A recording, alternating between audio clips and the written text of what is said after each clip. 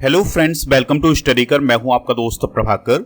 आज के इस महत्वपूर्ण लेक्चर में हम डिस्कस करेंगे 8 अक्टूबर 2023 के मोस्ट इंपॉर्टेंट करंट अफेयर्स के क्वेश्चन। तो आप इस पूरे लेक्चर को बहुत ही ध्यान से लास्ट तक जरूर देखिएगा।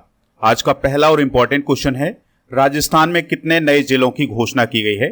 तो अभी हाल ही में राजस्थान सरकार के द्वारा 3 नए जिलों की घोषणा की गई है और इन 3 नए जिलों का नाम है मालपुरा, सुजानगढ़ और कुचामन। तो ये 3 नए जिले गठित किए गए हैं अभी हाल ही में राजस्थान में। इस प्रकार से अब राजस्थान में जिलों की संख्या 53 हो गई है।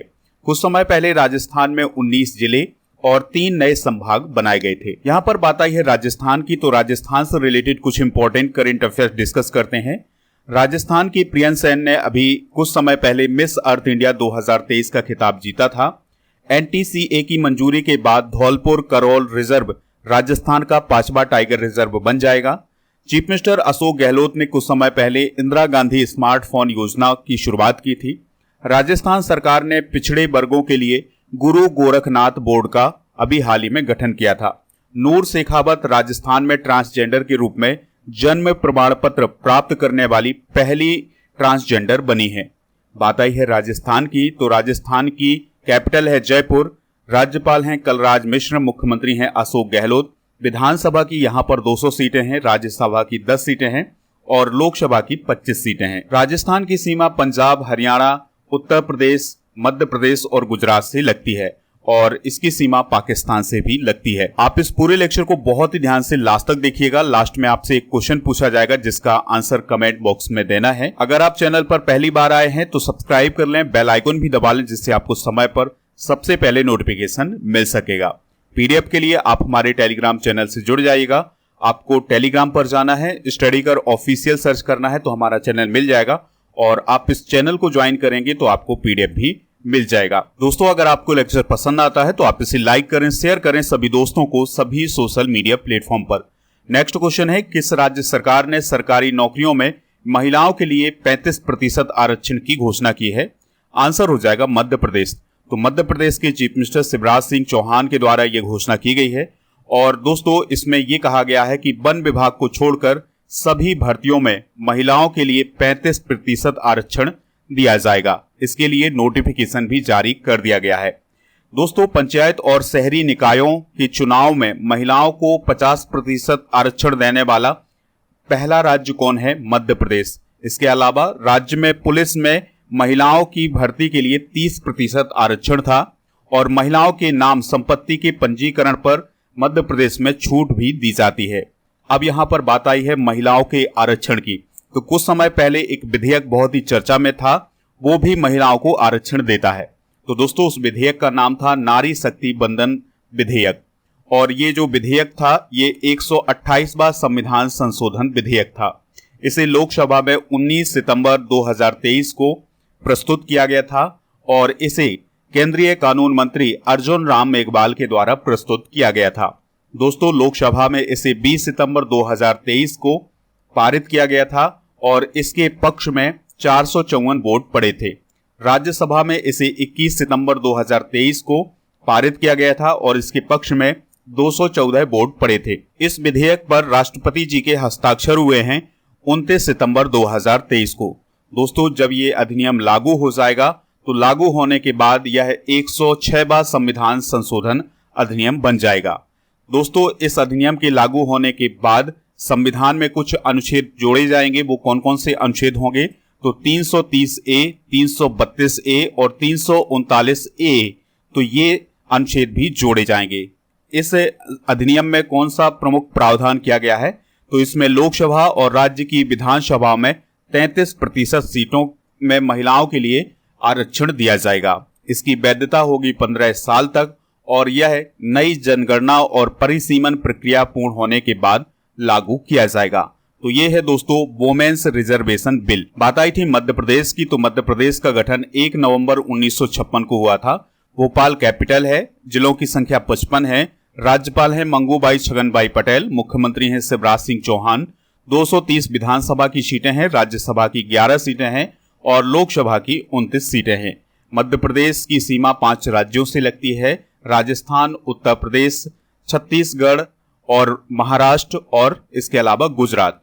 दोस्तों आपको कमेंट बॉक्स में ये बताना है कि भारत का वह कौन सा नेशनल पार्क है जहां पर चीतों का संरक्षण किया जा रहा है। अगला प्रश्न है, सिपनोजा पुरस्कार से हाल ही में किसे सम्मानित किया गया है? आंसर हो जाएगा डॉक्टर जोईता गुप्ता को। तो दोस्तों अभी हाल ही में भारतीय मूल की प्रोफेसर डॉक्टर जोईता गुप्ता को नीदरलैंड के सर्वोच्च पुरस्कार सिपनोजा पुरस्कार से सम्मानित किया गया है। उन्हें यह पुरस्कार जलवायु परिवर्तन के क्षेत्र में उल्लेखनीय कार्य करने के लिए दिया गया है। नीदरलैंड के शिक्षा, विज्ञान और संस्कृति मंत्री हैं रॉबर्ट डिजग्राफ, तो उनके द्वारा ये पुरस्कार जोईता गुप्ता को दिया गया है। दोस्तों यहाँ पर बात आई है नीदरलैंड की, तो यह यूरोप महाद्वीप का एक देश है और दोस्तों यह उत्तरी पूर्वी यूरोप में स्थित है। इसकी कैपिटल है एम्स्टर्डम और द हैग को प्रशासनिक राजधानी का दर्जा दिया गया है नीदरलैंड में। याद रखिएगा कि जो द हैग है वहां पर अंतर्राष्ट्रीय न्यायालय भी स्थित है। यहाँ के प्राइम मिनिस्टर हैं मार्क रूटे। दोस्तों अब हम हाल ही में प्रदान किए गए कुछ प्रमुख पुरस्कार डिस्कस करते हैं। Night of the Order of the art and letters पुरस्कार राहुल मिश्रा को दिया गया है। संगीत नाटक अकादमी अमृत पुरस्कार इस साल 84 कलाकारों को दिया गया है।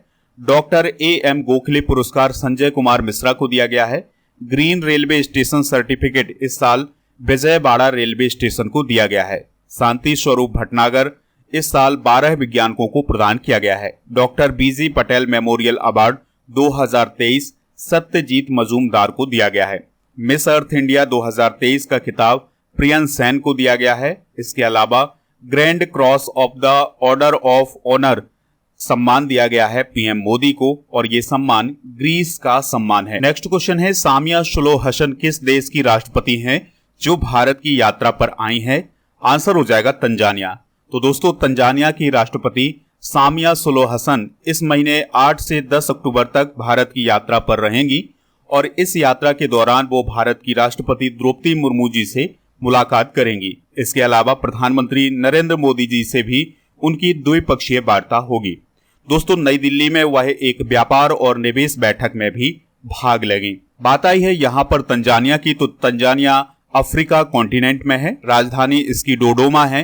राष्ट्रपति हैं सामिया सुलूहु हसन, उपराष्ट्रपति हैं फिलिप मपांगो और यहाँ की जो करेंसी है वो है तंजानिया शिलिंग। दोस्तों यहाँ पर आप तंजानिया देख सकते हैं। इसके पड़ोसी देशों में बात करें तो इसके पड़ोसी देश हैं युगांडा, केन्या, जाम्बिया और मोजाम्बिक, तो ये इसके पड़ोसी देश हैं और इसकी सीमा विक्टोरिया लेक से भी लगती है। यहाँ पर आप ये देख सकते हैं, ये है विक्टोरिया झील, तो इसकी सीमा विक्टोरिया लेक से भी लगती है। अगला प्रश्न है, सुगम REC मोबाइल ऐप किसने लॉन्च किया है? तो REC लिमिटेड ने अभी हाल ही में सुगम REC मोबाइल ऐप लॉन्च किया है। तो भारत की महारत्न कंपनी REC लिमिटेड ने REC के निवेशकों के लिए सुगम REC मोबाइल एप्लीकेशन शुरू किया है।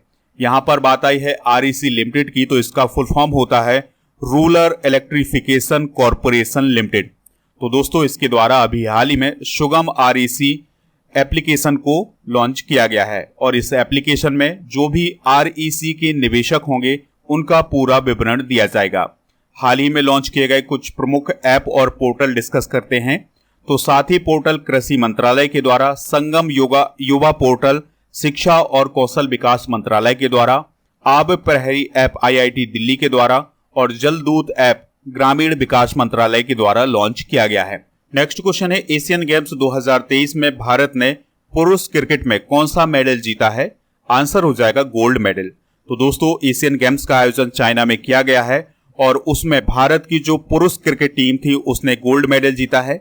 इसी प्रकार से महिलाओं की क्रिकेट टीम ने भी गोल्ड मेडल जीता था। तो दोस्तों एशियन गेम्स 2023 में भारत ने इस बार शानदार प्रदर्शन किया है और भारत ने अपना एशियाड कैंपेन 107 मेडल के साथ खत्म किया है। यानी कि भारत ने इस साल के एशियन गेम्स में 107 मेडल जीते हैं, जो कि एशियन गेम्स का भारत का अब तक का सबसे अच्छा स्कोर है। दोस्तों अगर हम 7 अक्टूबर के मेडल की बात करें तो आर्चरी में भारत ने 2 गोल्ड, 1 सिल्वर और 1 ब्रॉन्ज मेडल जीता था और क्रिकेट में 1, कबड्डी में 2 और बैडमिंटन में 1 गोल्ड मेडल हासिल किया है। दोस्तों विमेंस हॉकी टीम ने 1 ब्रॉन्ज मेडल जीता है। अगर हम मेडल टैली की बात करें इस बार के एशियन गेम्स की, तो इसमें चाइना पहले स्थान पर है, दूसरे पर जापान है, तीसरे पर साउथ कोरिया है और चौथे स्थान पर भारत है। और भारत ने 28 गोल्ड, 38 सिल्वर और 41 ब्रॉन्ज मेडल जीते हैं और कुल टोटल 107 मेडल जीते हैं। अगला क्वेश्चन है, रिलायंस के जियो मार्ट ने किसको अपना ब्रांड एम्बेसडर बनाया है? आंसर हो जाएगा महेंद्र सिंह धोनी को। तो दोस्तों अभी हाल ही में रिलायंस रिटेल के जियो मार्ट ने भारत के सबसे प्रतिष्ठित क्रिकेटर महेंद्र सिंह धोनी को अपना ब्रांड एम्बेसडर बनाया है। हाल ही में की गई कुछ प्रमुख नियुक्तियां डिस्कस करते हैं। तो अभी हाल ही में तरुण सोबती को नौसेना के उप प्रमुख के रूप में नियुक्त किया गया है। KN Shanta Kumar PTI board के अध्यक्ष बने हैं। डॉक्टर दिनेश दास UPSC के सदस्य बने हैं। सौगत गुप्ता ASCI के अध्यक्ष बने हैं और मनीष देसाई PIB के प्रमुख बने हैं। क्वेश्चन है, विश्व कपास दिवस कब मनाया जाता है? तो हर साल 7 अक्टूबर को विश्व कपास दिवस मनाया जाता है। तो दोस्तों विश्व कपास दिवस की शुरुआत 2019 से हुई थी। इस साल की थीम जरूर आप याद रखिएगा, making cotton fair and sustainable for all from farm to fashion. तो ये है 2023 की थीम। कपास एक रेशेदार फसल है और इसका जो रेशा होता है वो शुद्ध सेल्यूलोज का बना होता है। और दोस्तों कपास खरीफ की फसल है और इसके उत्पादन के लिए काली मिट्टी की आवश्यकता होती है। अगला प्रश्न है, अनाथालावत्तोम आनंदन कौन थे जिनका हाल ही में निधन हो गया है? तो वह एक पॉलिटिशियन थे यानी राजनेता थे। तो उनका अभी हाल ही में निधन हो गया है। दोस्तों उनका संबंध केरल राज्य से रहा है। तो वो केरल के वरिष्ठ नेता भी रहे हैं और इसके अलावा पूर्व विधायक भी रहे हैं। वह मार्क्सवादी कम्युनिस्ट पार्टी से जुड़े हुए थे। हाल ही में हुए कुछ प्रमुख निधन डिस्कस करते हैं। तो एशियन पेंट्स के सह संस्थापक अश्विन दानी का अभी हाल ही में निधन हो गया है। भरतनाट्यम नृत्यांगना सरोजा वैद्यनाथन का अभी हाल ही में निधन हुआ है। हिंदुस्तानी गायिका मालिनी रजोरकर का भी अभी हाल ही में निधन हुआ है। कार्टूनिस्ट अजीत निनन का निधन हुआ है। SPG के निदेशक अरुण कुमार सिन्हा जी का भी अभी हाल ही में निधन हुआ है। और इसके अलावा वैज्ञानिक N बलारमथी का भी अभी हाल ही में निधन हुआ है। आज का अंतिम प्रश्न है, दिनेश खारा किस बैंक के अध्यक्ष थे जिनका कार्यकाल बढ़ाया गया है? आंसर हो जाएगा SBI। तो SBI के अध्यक्ष दिनेश कुमार खारा का अभी हाल ही में कार्यकाल बढ़ाया गया है और उनका कार्यकाल अगले साल अगस्त तक बढ़ा दिया गया है। उनका कार्यकाल 6 अक्टूबर 2023 को समाप्त हो रहा था, लेकिन अब उनका कार्यकाल अगस्त 2024 तक के लिए कर दिया गया है। बात करें अगर हम SBI की, तो 1806 में बैंक ऑफ कलकत्ता के रूप में इसे स्थापित किया गया था। फिर 1955 में इसे भारतीय स्टेट बैंक बना दिया गया था। इसका मुख्यालय मुंबई महाराष्ट्र में है और अध्यक्ष हैं दिनेश कुमार खारा। चलिए अब कल के करंट अफेयर्स को रिवाइज करते हैं, फिर इसके बाद जनरल नॉलेज के पिटारे को डिस्कस करेंगे। लास्ट में आपसे एक क्वेश्चन पूछेंगे जिसका आंसर कमेंट बॉक्स में देना है। तो कल का पहला क्वेश्चन था, एशियन गेम्स 2023 में पुरुषों की भारतीय हॉकी टीम ने कौन सा मेडल जीता है? Gold medal. नोबेल शांति पुरस्कार 2023 किसे दिया गया है? नरगिस मोहम्मदी को। बांग्लादेश के रूपपुर परमाणु ऊर्जा संयंत्र को किस देश से यूरेनियम प्राप्त हुआ है? रसिया से। 7वीं भारत यूरोपीय यूनियन साइबर वार्ता कहां आयोजित हुई है? ब्रसेल्स में। General insurance corporation of India के अध्यक्ष कौन बने हैं? रामास्वामी एन। हाल ही में किस देश ने ब्यूर बेस्टनिक मिसाइल की टेस्टिंग की है? रसिया ने। याक चुर्पी किस राज्य से रिलेटेड है जिसे हाल ही में GI टैग दिया गया है? अरुणाचल प्रदेश। भारत के पहले हाईटेक स्पोर्ट ट्रेनिंग सेंटर का उद्घाटन कहां किया गया है? ग्वालियर में। भारत और किस देश ने घरेलू कार्ड स्कीम के लिए समझौता किया है? UAE ने। केंद्र सरकार ने national liberation front of Tripura को कितने वर्ष के लिए प्रतिबंधित कर दिया है? 5 साल के लिए। चलिए दोस्तों आज के जनरल नॉलेज के पिटारे में हम डिस्कस करते हैं प्रमुख खेलों में एक पक्ष में खिलाड़ियों की संख्या को। तो कबड्डी में 7 खिलाड़ी होते हैं, लाक्रोस में 12, हैंडबॉल में 7, खो खो में 9 और सैपक टकराव में 3, स्नूकर में 1, बॉक्सिंग में 2 और जिम्नास्टिक में 8 खिलाड़ी होते हैं। तो ये है दोस्तों खेल और खिलाड़ियों की संख्या। कल के करंट अफेयर्स में जो क्वेश्चन पूछा गया था उसका आंसर था ईरान। तो लगभग सभी लोगों ने इसका आंसर ईरान दिया हुआ है।